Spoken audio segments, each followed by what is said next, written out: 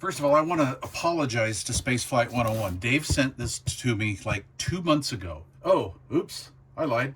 9/22/25. God, time sure flies.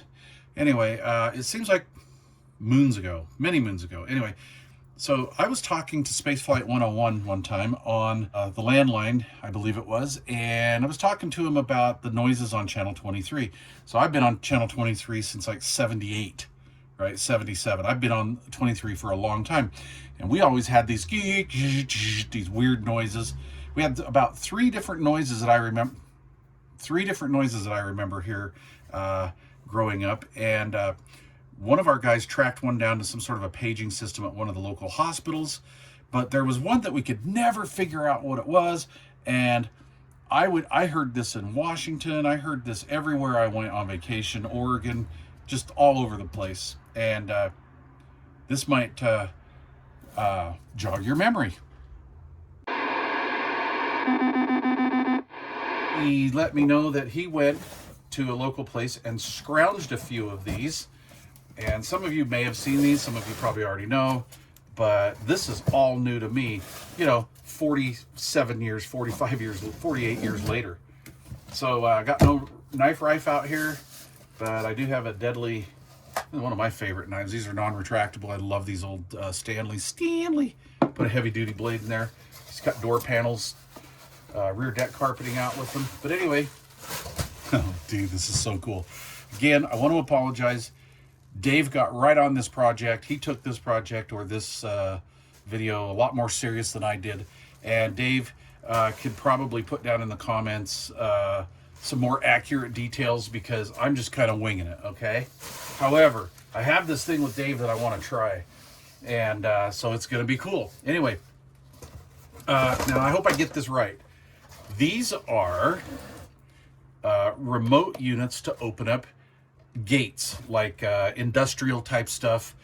I mean, the uses are endless on these private gates. We would get one of these in Washington, where I lived, up by Squim, Washington, Squim and Port Angeles. And there's just one of these that would activate that was kind of always the same signal strength, that was kind of local. So these are remote gate openers, and we have a transmitter and a receiver. Digital supervised receiver. This is a receiver. Do we have any transmitters in here? There we go. There's the transmitter. All right. And it's pretty cool. This company is actually still in business if you want to check that out. But this was the short range version. And how do I know that? Because of these little rubber duckies. Look at these things have been outside weathering for years. But what you would basically do is you would have the receiver over here. These are all professionally installed, but you would have the receiver near the gate, and the receiver would have an antenna on it, little like this. And then I'm going to assume, like in a guardhouse or somewhere else, you would have the transmitter, and this would send that encoded signal, like a tone encoded signal, sort of, you could hear it, to the receiver. And so you could go like locally, which would be the rubber duck setup. So I would imagine you could probably get like, I don't know, like a 1/4 of a mile or so with this. Or they sold an antenna, and to me it kind of looked like a, like a little 3-foot, 2 or 3 foot fire stick. And they said you could get up to 10 miles of range. What I always thought was funny is these, whether they were, I don't know if they were set up long distance or short distance, but you could hear these things when the skip was in cross country.